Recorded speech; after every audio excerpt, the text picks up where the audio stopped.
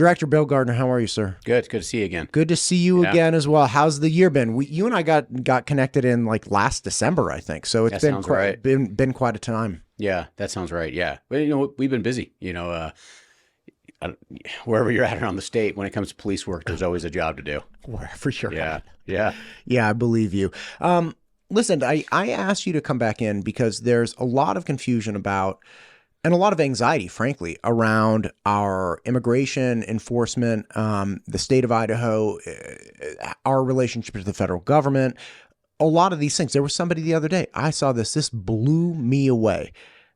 I don't spend a lot of time on social media at all. I usually just post and go. So I go drop off my episodes and then leave. But something caught my eye.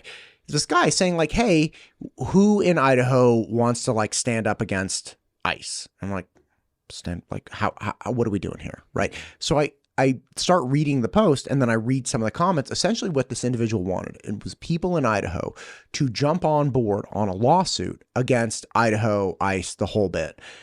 This individual doesn't even live in the state. So this guy was farming, trying to like fish and find people to like sign off essentially with an Idaho address on this.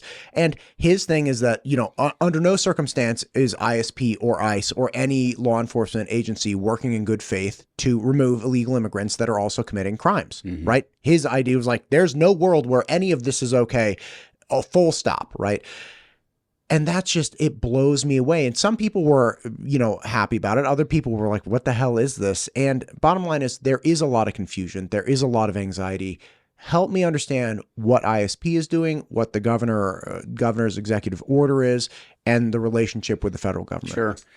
Let's take a trip back in history. I've been doing this job for, 26, 27 years.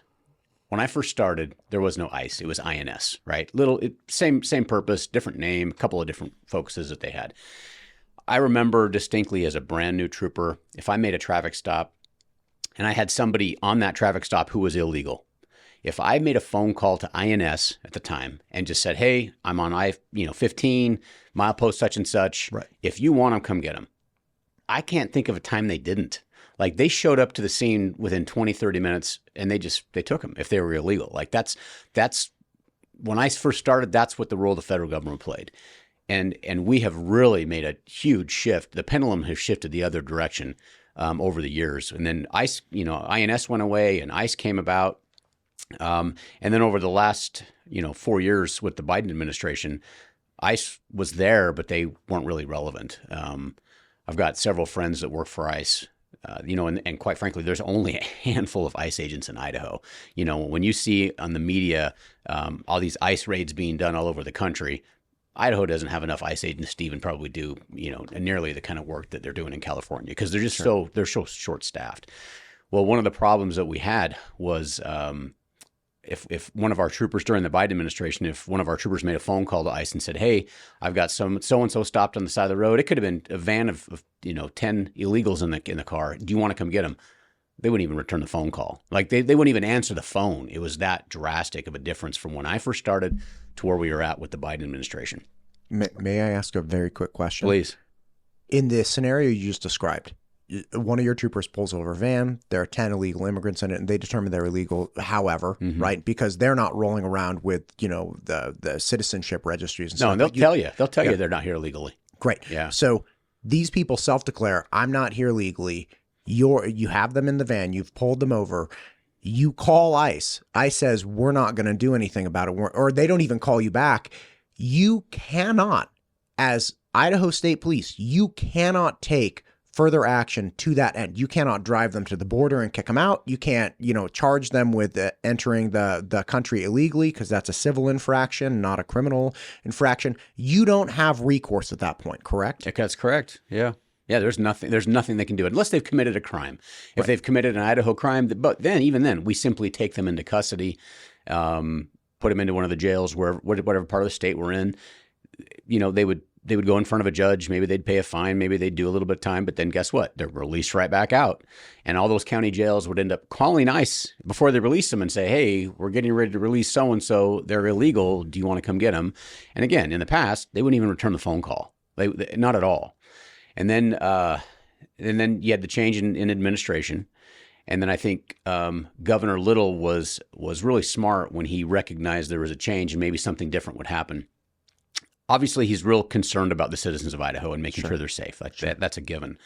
I think what his biggest problem is these, not necessarily if they were illegal, but if they were criminals, because then we were just simply releasing them back out into society to commit more crimes again. And so last February, he signed an executive order. And in that executive order, he specifically identifies the Idaho State Police as an agency that should be working closely with our federal partners. And so that was the direction I was given, was to reach out. So I reached out to ICE again. I had a couple of friends who worked for him. And so I said, hey, can you get me in touch with whoever's the administrator here in Boise?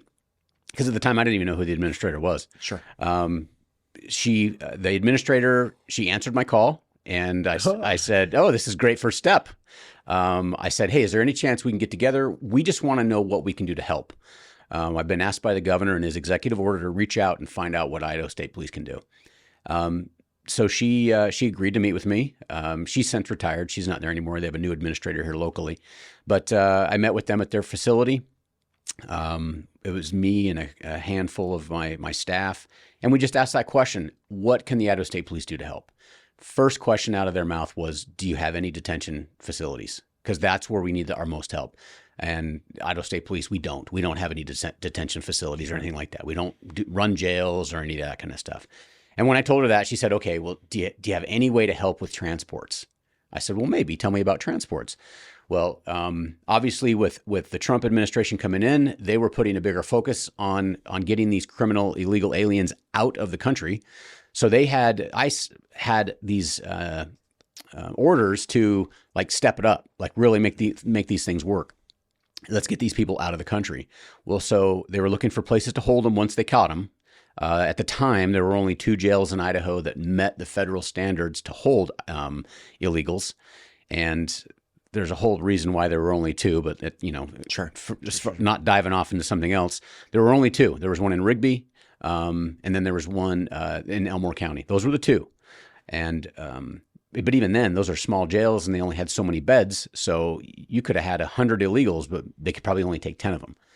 May I ask another question? I'm sorry to keep Sure. interrupting. So when you say there are only 2 jails in the state of Idaho that qualified to hold ICE detainees, there's a large narrative going on in the country that people being detained by ICE are being held in chain link fence cages, like dog kennels and stuff. But it sounds like that's not the case, and you have to have even a superior threshold of some metric compared to what you could hold an Idaho citizen in to hold ICE detainees. Is that accurate?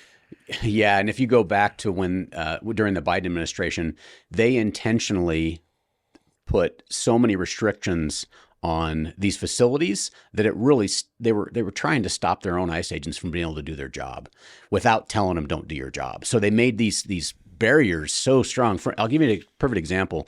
In the Biden administration had done some work with Sherwin-Williams Paint to do a study on what color of gray is most soothing for an inmate. Well, they had done this study, and the certain color that Sherwin-Williams paints that they create, that was now mandated into any facility that if you're going to hold an illegal alien, it had to have that color of paint. This isn't real. This is real. You had to have the right shade. Was it eggshell? Was it satin? What was the finish? Whatever it was, you must have walked in and felt soothed. I don't know, but that was one of the requirements. And again, that's one of several that the Biden administration put on to their own people, so that when ICE would go in and evaluate these facilities, one of the things they're looking for is what color of paint is that's on the wall. Oh, and if it was the wrong color of paint, you do not qualify to hold illegal aliens. And so, now, mind you, American citizens can be held in any shade of gray. Mauve, salmon, whatever, right? If you're an American citizen, it doesn't matter what the color of paint is on the wall. But if you're Newburyport blue. But at the time, if you were under the Biden administration, if you were an illegal criminal alien and you were being held in one of these facilities, it had a certain color of paint on the wall. And there were only 2 in Idaho that did. And where's all the funding to repaint a bunch of jail cells? And paint is one example.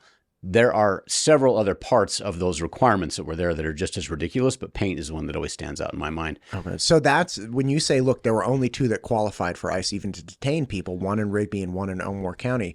That's what you're saying, which is like, look, there were rules here that were so strict. Not only was it not chain link fences, but you had to go down to the paint color, and that prevented ICE from even, again, multiple steps, chain of custody, right? You pull somebody over, you have to transport them, you have to determine that they're here illegally, you have to transport them to a holding area, you have to fill out all kinds of paperwork, and then you have to actually transport them out of the country. So like you have multiple steps, and that just, where do we even hold them? Even if we had drivers with a bunch of vans, where do we put these people that has the right paint color and whatnot? Exactly. Okay. Continue on. Yeah. I'm sorry. So they were creating these barriers.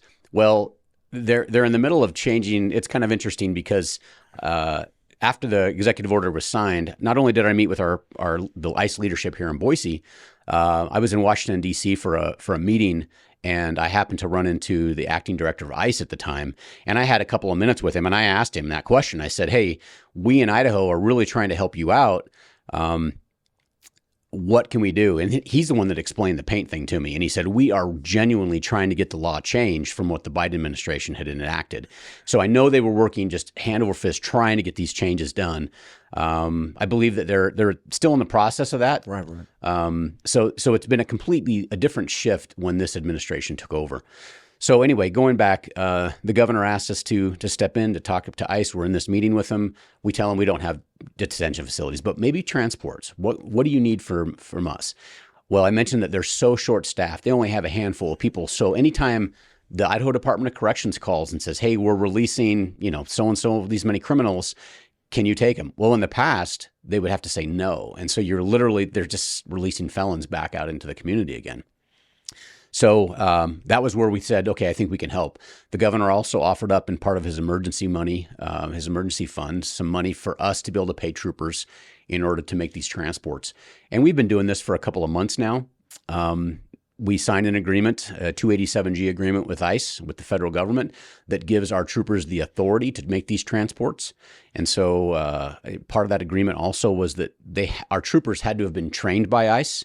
And it's about 40 hours of online training that they had to participate in. And I've got 20 or 30 troopers, right in that number, that have been certified by ICE to make these transports. And I think we're probably doing 2 or 3 a week right now. And I think we've moved 20 to 25 illegal criminal aliens for the federal government because they just haven't been able to do it. And when you say you're moving them, you're not ISP can't take them out of, like, you can't do that last leg of transportation where you drive them down to a border or something of that nature, right? So you guys are shifting them around the state, collecting them, taking them to detention, whatever that might be, correct? Yeah. So first of all, we can do that because we've signed this agreement with ICE. We could do that if needed. Gotcha.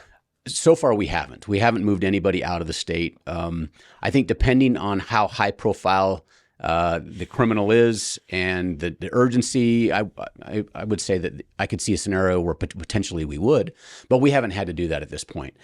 So yes, we take them. For instance, Idaho Department of Corrections, once they release, a can full of felons out, per week, they'll send them typically to like Elmore County Jail.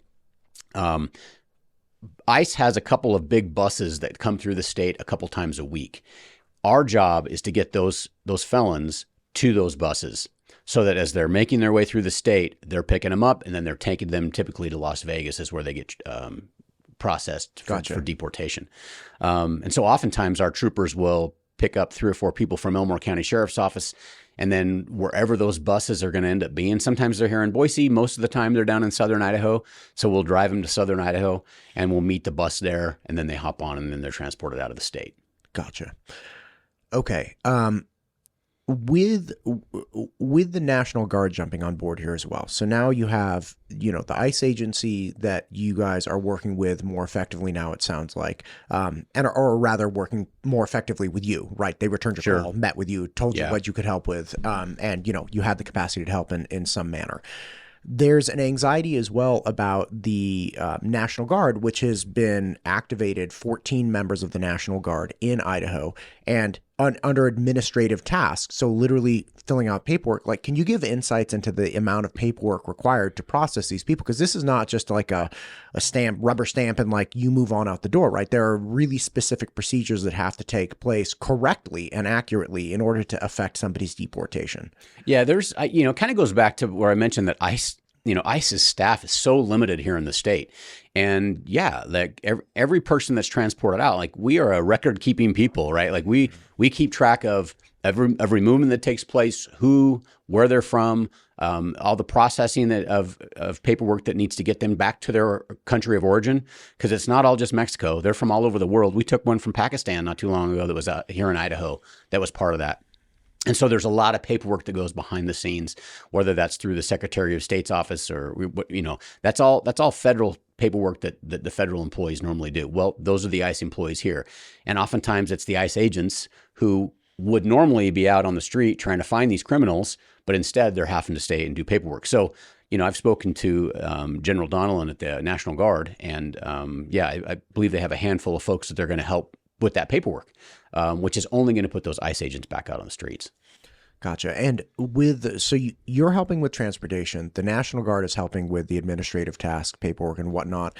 How has the detention issue been resolved? Has it not been? Is it that you're moving people more quickly so you have more availability, or is it just, hey, look, that's the bottleneck? Yeah, there has since been a couple more jails that have come online, so that has helped. But yes, the fact that we are now a force multiplier, we're able to get in there and help transport. Because if we're not doing it, then you've got an ICE agent who's either doing paperwork or they're transporting, but they're not looking for criminals.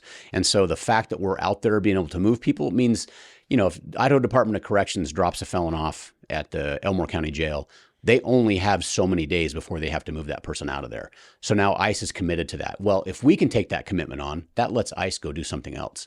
So it really is a force multiplier in what we're doing. I also want to clarify, as you had kind of alluded to, there was a lot of angst amongst the Hispanic community when we first signed on and mentioned that we were going to help with this. And one of the things that the governor has committed to, and I've committed to, is the Idaho State Police we're not doing raids on dairies. We're not doing, we're not running into Home Depot and finding, that is not the role we're playing. We have never done a raid. We're not going to do a raid. We're simply giving people a ride. We are the transportation part of it. That's all that it is. And so there are a lot of folks that were concerned that just simply by being illegal, the Idaho State Police was now going to, maybe on a traffic stop, if you're illegal, the fact that we're not taking you to a detention facility, we are moving illegal criminal aliens out of the street. And I can tell you, some of the people that we have transported already, they're literally people who served time in prison. Like, I can't tell you how many rapists that we've moved out of there. People who have done aggravated assault, who've pointed weapons at people, people who have killed other people. Like, these are people that society has already said, we don't want you to be part of our community. We're simply taking them and moving them back to their country of origin. That's all that we're doing. When you talk about that, one thing that I didn't understand initially when I spoke with Sheriff Clifford about this initially, he was like, listen, justice will be served in the state of Idaho in the United States first. So if you have somebody who's a rapist, that person is going to do jail and prison time in the United States for that crime. Then if there's an absence of people to actually transport them and process them, as we're describing, that person who is charged and convicted of rape and did prison time, the whole thing, that person just gets released, even though we know, hey, not only are you a convicted rapist and you've served time, and you're here illegally, we're just going to let you back out because we don't have the manpower to resolve it. That's the type of person, that's the type of situation that you're participating in resolving. Yeah. Oh, yeah. That was immediately what the governor recognized as a flaw in the system. And he said, we've got to do something about this. And obviously we took that on as, okay, we agree, this is a problem. Let's get them out now. I mean, these are hardcore criminals. These are felons. These are people who have done just disgusting things if you were to see their case files. And the answer is not put them back in the community. They shouldn't be here anyway. The answer is, what can we do to keep our communities safer? Well, we can move them out. We can help get them to where they shouldn't be. Yeah. Man, that's a rough one. again, that all great information. Is there anything else you really want to hit on with this? Because again, the idea is we have people that exist currently in the state of Idaho that entered illegally. Not all of those people are criminals. And again, this is a really clear distinction, which is you have a civil infraction, right? What's another example of a civil infraction, if I may ask? Because I understand there's civil and criminal, but I don't really understand. It's like, okay, if I get caught speeding, okay, I wouldn't say I'm a criminal, depending on how fast I'm going. Yeah, right? Even a speeding ticket's a civil infraction. Okay, great. So if I'm going 73 in a 65, or I'm going 76, whatever, in a 65, 11 miles over the speed limit, and I get a ticket for that. Okay, fine. I was going 11 miles. I'm not a criminal. I did break the law, but I'm not a criminal. I committed a civil infraction. I get a ticket for that. Maybe I have to do community service, but society doesn't deem me a criminal. They just say, hey, you broke the law. These are two distinct things, correct? Very much so. Yeah. Okay. And so that's the kind of thing that we're talking about. Under the current legal system in the United States, if you cross the border illegally, that is a civil infraction. And same category as Matt going 11 miles an hour over the speed limit. So when people are like, anybody here illegally is a criminal, it's like, well, only if you're going to say the person going 11 miles over the speed limit is a criminal, right? But that's just not the case. You guys are concerned with criminals. You're concerned with people that are rapists, aggravated assault, murder, have done terrible things that we're like, oh, that's a criminal. Like this is like grand theft auto, something like that. Yes. Yeah. Yes, that's exactly right. I mean, that's the focus that we're on. I met with she's a new leader of the Idaho Hispanic Foundation, and clearly she represents a population of folks that are concerned when they heard that we were out there. And again, I tell you, like I told her, we are looking for the criminals. That's it. And even she made the comment to me, like even the Hispanic population, they don't want the criminals in our society, in our community. They have daughters. They have sons. Exactly. And I reassured her, just like I reassure everyone else, that's the role ISP is playing. We are trying to keep our communities safe. We have no intention of rounding up folks who are here illegally that have, that are doing very well paying jobs, that are doing, their part in society to contribute. We have no desire to round folks up or any of that kind of stuff. And some of that information is misleading, and people are intentionally putting that out there to just cause discourse. But that's not the case, because I can't think of anyone who says, yeah, put the rapist back in society. And those are the ones we're trying to get out. Right. And so my grandfather came here from Mexico, and my dad was born in Arizona.